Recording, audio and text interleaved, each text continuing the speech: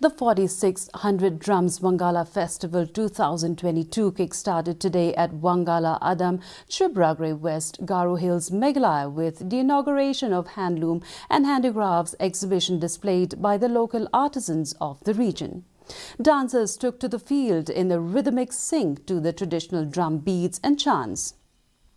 The post-harvest festival is a Thanksgiving ceremony observed by the ethnic and indigenous Garo tribes in honor of the deity Missy Saljong, the giver for blessing with bountiful and bumper yields in the just concluded sowing seasons.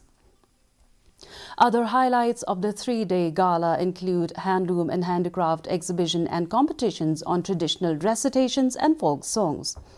Alvinush R. Marak, Chief Executive Member, graced the occasion as chief guest. Indigenous and traditional games and sports were also organized, which is an added attraction to the youth of the region.